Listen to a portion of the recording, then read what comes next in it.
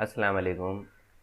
बृहन्मुंबई महानगर पालिका शिक्षण विभाग ऑनलाइन वर्चुअल क्लासरूम में मैं सैयद मोहम्मद हुसैन आप तमाम का इस्तकबाल करता हूँ। बच्चों, स्कूलें बंद हैं लेकिन तालीम का सिलसिला जारी है। उर्दू कुमार भारती 9वीं जमात। बच्चों, आज हम सबक नंबर 1 हज़रत अब्दुर्रहमान रज़ियल्लाहु ताला अन्हु बिन औफ इस सबक का मुतालिया करने जा रहे हैं। तो आइए शुरू करते हैं। पहली बात, इस्लामी तारीख़ में पैगंबर इस्लाम हज़रत मोहम्मद सल्लल्लाहु अलैहि वसल्लम के असहाबा रज़ियल्लाहु ताला अन्हु की ज़िंदगियों के हालात और उनके कारनामों को ख़ास अहमियत हासिल है। आपने अपनी गुज़िश्ता उर्दू दरसी किताबों में खुलफ़ाए राशिदीन और बाज़ सहाबा रज़ियल्लाहु ताला अन्हु की हालात ज़िंदगी पढ़ चुके हैं। इस्लाम के लिए इनकी क़ुरबानियों के वाक़यात से भी आप वाकिफ़ हैं। सहाबा इकराम रज़ियल्लाहु ताला अन्हु के इंसानी, अखलाक़ी और ईमानी जज्बात और इनके अल्ताफ़ व खुलूस की वजह से 10 सहाबा को हुज़ूर पाक सल्लल्लाहु अलैहि वसल्लम ने इनकी मुबारक ज़िंदगी ही में जन्नती होने की खुशखबरी सुना दी थी। ज़ैल में से एक ऐसे ही सहाबी हज़रत अब्दुर्रहमान बिन औफ रज़ियल्लाहु ताला अन्हु की ज़िंदगी के सबक आमोज़ हालात पेश किए जा रहे हैं कि इस्लाम लाने से पहले और इस्लाम लाने के बाद इनकी ज़िंदगी में क्या इनक़लाबात आए, उन्होंने मुश्किल हालात का मुकाबला कैसे किया और उख़ुवत, मोहब्बत और अक़ीदत की कैसी उम्दा मिसालें पेश की। हज़रत अब्दुर्रहमान बिन औफ की ज़िंदगी का शख्सी मुतालिया समाज और इसके अफराद से खुलूस वगानत की मिसाल भी है। बच्चों, आप हमारे खुलफ़ाए राशिदीन से बखूबी वाकिफ़ हैं। हमारे पहले खलीफा हज़रत अबू बकर सिद्दीक़ रज़ियल्लाहु ताला अन्हु, दूसरे खलीफा हज़रत उमर फ़ारूक़ रज़ियल्लाहु ताला अन्हु, तीसरे खलीफा हज़रत उस्मान गनी रज़ियल्लाहु ताला अन्हु और चौथे खलीफा हज़रत अली रज़ियल्लाहु ताला अन्हु। इन्हें हम खुलफ़ाए राशिदीन कहते हैं। आइए जानते हैं अशरे मुबश्शरा कौन है। हुज़ूर अक़दस सल्लल्लाहु अलैहि वसल्लम ने अपनी ज़िंदगी में ऐसे 10 सहाबियों को जन्नती होने की बशारत दी, जिनमें हज़रत अबू बकर सिद्दीक़ रज़ियल्लाहु ताला अन्हु, हज़रत उमर फ़ारूक़ रज़ियल्लाहु ताला अन्हु, हज़रत उस्मान गनी रज़ियल्लाहु ताला अन्हु, हज़रत अली रज़ियल्लाहु ताला अन्हु, हज़रत तलहा बिन उबैद रज़ियल्लाहु ताला अन्हु, हज़रत ज़ुबैर बिन रज़ियल्लाहु ताला अन्हु, हज़रत अब्दुर्रहमान बिन औफ रज़ियल्लाहु ताला अन्हु, हज़रत साद बिन अबी वक़ास रज़ियल्लाहु ताला अन्हु, हज़रत सईद बिन ज़ैद रज़ियल्लाहु ताला अन्हु, हज़रत उबैदा रज़ियल्लाहु ताला अन्हु। ये वो 10 सहाबा हैं जिन्हें अपनी ज़िंदगी में जन्नती होने की बशारत हमारे नबी करीम सल्लल्लाहु अलैहि वसल्लम ने दी थी। सवानिगारी किसे कहते हैं? सवानिगारी या सवान उमरी एक बयानिया सनफ़ है। ज़िंदगी के वाक़यात को तारीख़ और तरजीह के साथ लिखना सवानिगारी है। सवानिगारी में जिस शख्स की ज़िंदगी के हालात लिखना मकसूद हों, इसके मिजाज और इसके नफ्सियात और असल फ़ितरत को भी सवानिगार समझने की कोशिश करता है। सवाने का मौजू किसी ऐसी शख्सियत को बनाया जाता है जिसने अदबी, सियासी या समाजी सतह पर कोई बड़ा कारनामा अंजाम दिया हो। लेकिन सवानिगार सिर्फ शख्सियत ही को मौजू नहीं बनाता, बल्कि इस शख्स के अहद, तहज़ीबी व सक़ाफ़ती नीज़ सियासी व समाजी सूरत हाल का भी तज्ज़िया करता है। उर्दू की अहम सवानी उमरियों में यादगार गालिब और हयात जावेद الفرقان اور سیرت النبی صلی اللہ علیہ وسلم شبلی کی لکھی ہوئی ہے۔ سیرت عائشہ رضی اللہ تعالیٰ عنہ سید سلیمان ندوی نے لکھی۔ غالب نامہ شیخ محمد اکرم نے لکھا، وغیرہ شامل ہیں۔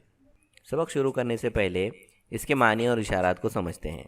خشک سالی، قحط۔ انصار، حضور صلی اللہ علیہ وسلم کی ہجرت کے موقع پر مہاجرین کی مدد کرنے والے مدینے کے مسلمان۔ مہاجرین، مہاجر کی جمع، ہجرت کرنے والے۔ متنفر، نفرت کرنے والا۔ پس انداز کرنا، بچت کرنا، بچانا۔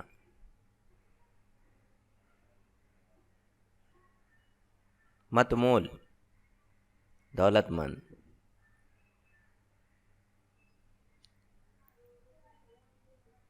بالعموم، عام طور پر۔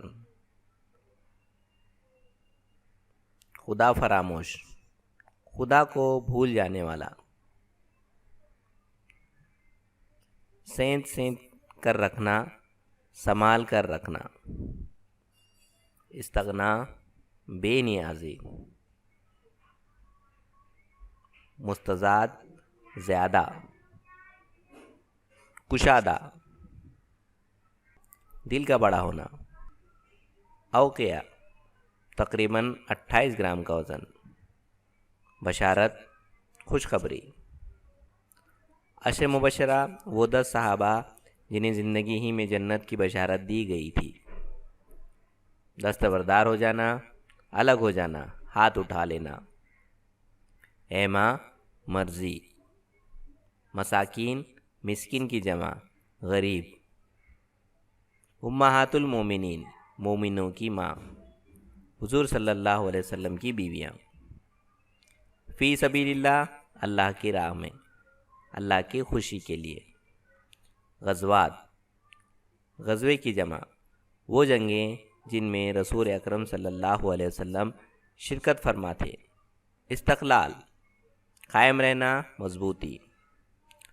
لنک، لنگڑا پن۔ کارزار، جنگ۔ جانکنی، جان لینے کی حالت۔ جوار، پڑوسی۔ جلیل القدر، اعلیٰ درجے کا۔ آئیے سبق شروع کرتے ہیں۔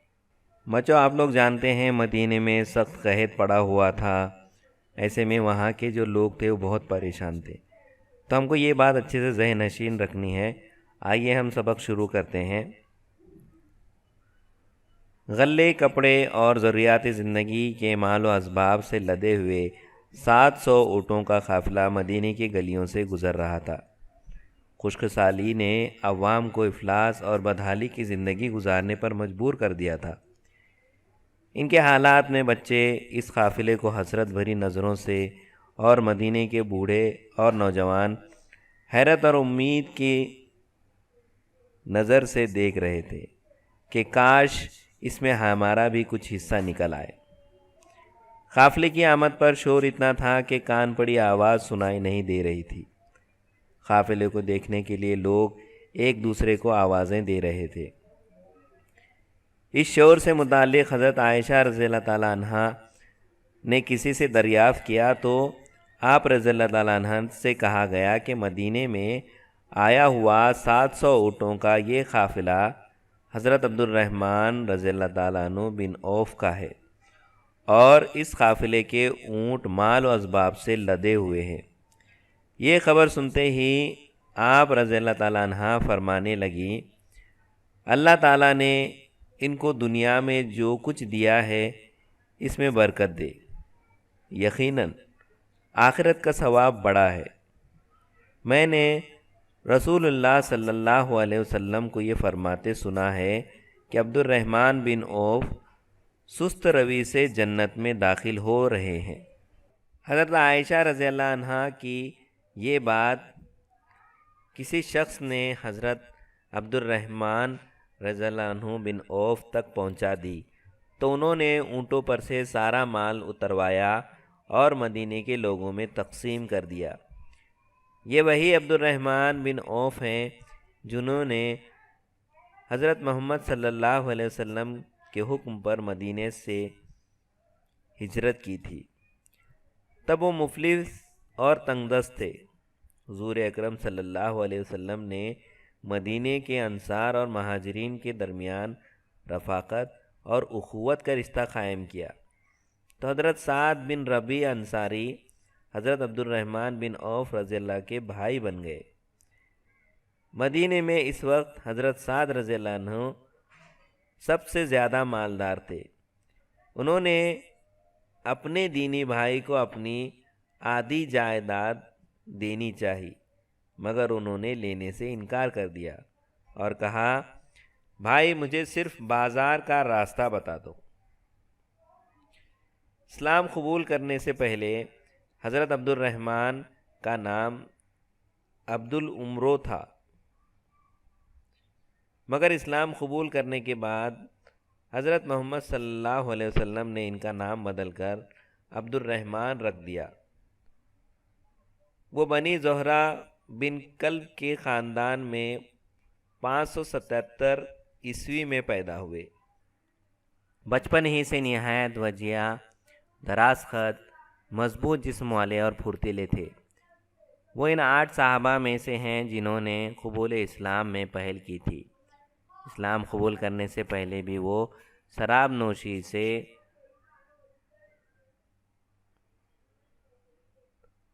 متنفر اور بت پرستی سے بیزار تھے۔ حضور اکرم صلی اللہ علیہ وسلم کی تعلیمات نے ان کے قلب و ذہن کو ایسی جلا بخشی کے ابتدائی دور ہی میں انہوں نے اسلام قبول کر لیا۔ لیکن عبد الرحمن کا اسلام قبول کرنا تھا کہ مشرکین مکہ کے ظلم و ستم کا شکار ہو گئے۔ صبر و تحمل کے ساتھ انہوں نے ساری تکلیفوں کو برداشت کیا، حتیٰ کہ رسول اللہ صلی اللہ علیہ وسلم کی طرف سے ہجرت کا حکم نافذ ہوا۔ چنانچہ دیگر مسلمان ساتھیوں کے ساتھ حضرت عبد الرحمن نے حبشہ کی طرف ہجرت کی۔ پھر مشرکین مکہ کے قبول اسلام کی غلط خبر سن کر تمام مسلمان جب حبشہ سے مکہ لوٹ آئے تو ان پر دوبارہ ظلم و ستم ہونے لگا۔ تب حضور صلی اللہ علیہ وسلم کے حکم سے حضرت عبد الرحمن رضی اللہ عنہ نے مدینہ ہجرت کر لی۔ مدینہ پہنچ کر انہوں نے تجارت کا پیشہ اختیار کیا۔ شروع میں وہ بازار سے کچھ مال خریدتے اور اسے وہیں فروخت کر دیتے اور منافع کے پیسے میں سے کچھ پس انداز کرتے، کچھ اپنی ذات پر خرچ کرتے۔ رفتہ رفتہ ان کی تجارت بڑھتی گئی اور ان کا شمار مدینے کے بڑے تاجروں میں ہونے لگا۔ تجارت میں اپنی ترقی دیکھ کر حضرت عبد الرحمن رضی اللہ عنہ خود حیران رہتے۔ ان کی تجارت دنیا کی تمام عیبوں سے پاک تھی۔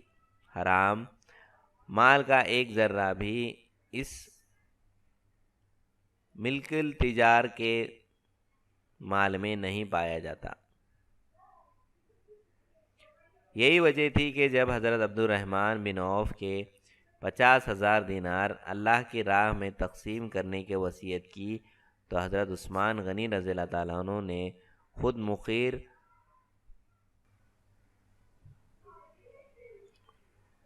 جب حضرت عبد الرحمن بن عوف رضی اللہ عنہ نے 50,000 دینار اللہ کی راہ میں تقسیم کرنے کی وصیت کی تو حضرت عثمان غنی رضی اللہ عنہ نے خود مخیر و تمتول ہونے کے باوجود حضرت عبد الرحمن کے مال میں سے اپنا حصہ یہ کہتے ہوئے طلب کیا کہ عبد الرحمن کا مال حلال اور صاف ہے، اس کا ایک لقمہ بھی باعث برکت و عافیت ہے۔ دولت کی ایسی فراوانی اور سال زندگی کے باوجود حضرت عبد الرحمن پر ہمیشہ خدا کا خوف طاری رہتا اور ان کی زبان سے کبھی ایسے الفاظ بھی ادا ہو جاتے کہ مجھے خدشہ ہے کہ کہیں ہماری نیکیوں کا بدلہ ہمیں دنیا ہی میں نہ دے دیا جائے۔ حضرت عبد الرحمن بن عوف رضی اللہ عنہ کی وسیع پیمانے پر تجارت ہونے کے باوجود وہ دولت کمانے اور اس کے انعماق کبھی دیکھا نہیں گیا۔ عرب کے بڑے تاجروں میں ان کا شمار ہونے کے بعد بھی انہوں نے کبھی اپنے آپ کو بڑا ثابت کرنے کی کوشش نہ کی۔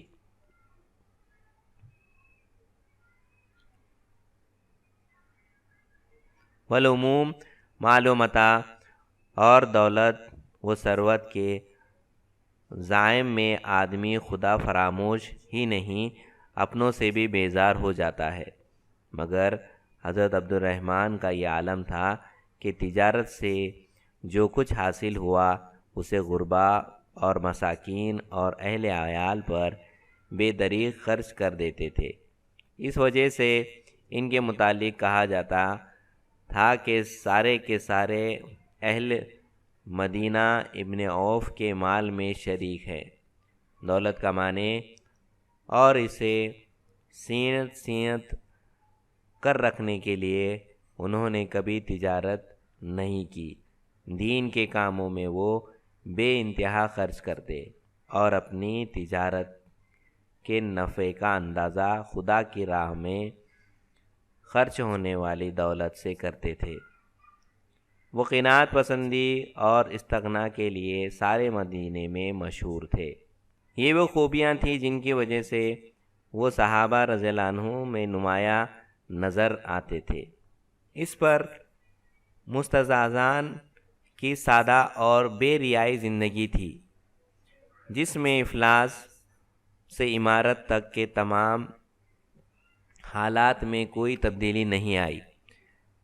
جب تنگ دست تھے اس وقت بھی سخاوت میں اپنی کشادہ قلبی کا ثبوت دیتے رہے، اور جب عمارت ہاتھ آئی تو عطا کی کشادگی میں بھی اضافہ ہوتا گیا۔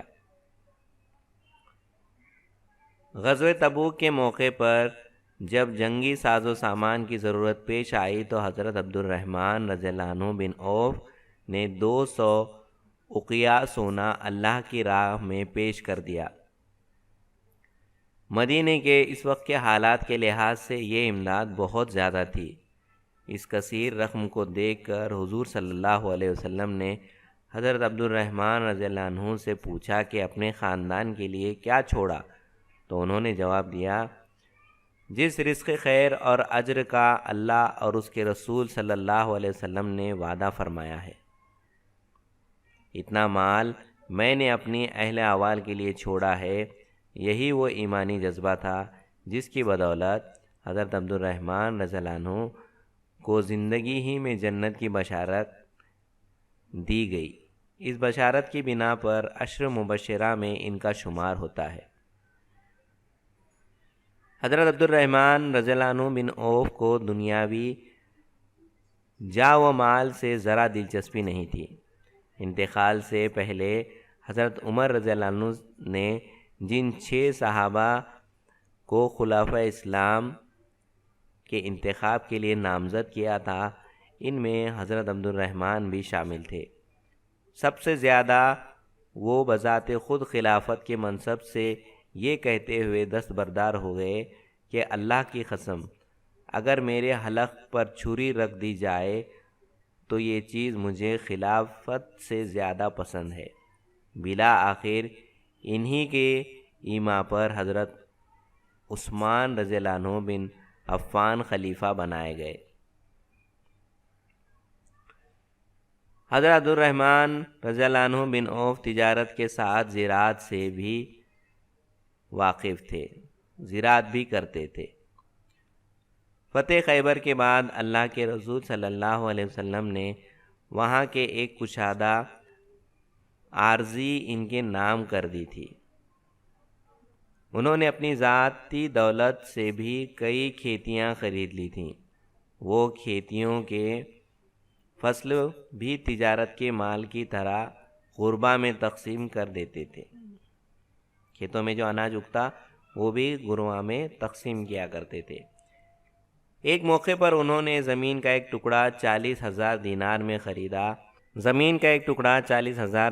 خریدا اور اسے بنی زہرہ کے غربا اور مساکین نیز امہات المومنین میں تقسیم کر دیا۔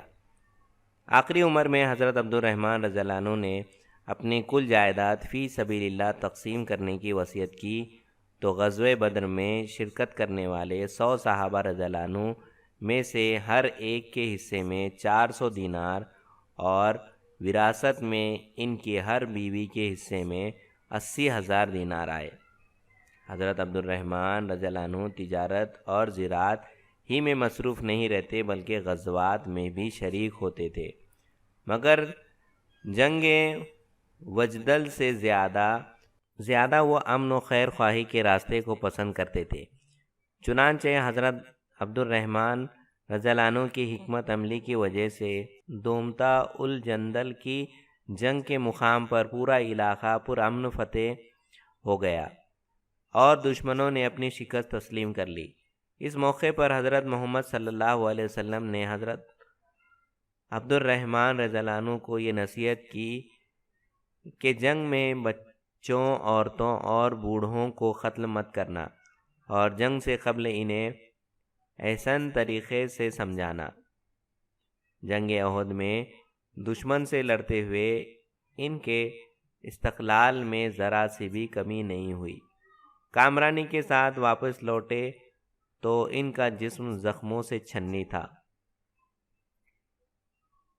ان زخموں کی وجہ سے ان کا ایک پیر میں لنگ آ گیا تھا۔ اس جنگ میں ان کے چند دانت بھی ٹوٹ گئے تھے۔ اس طرح میدان کا زر ہو یا تجارت کا بازار، عبد الرحمن بن عوف دونوں میدانوں میں مستعد رہے۔ انہوں نے اپنی بے لوث خدمات سے دین کو خوب نفع پہنچایا۔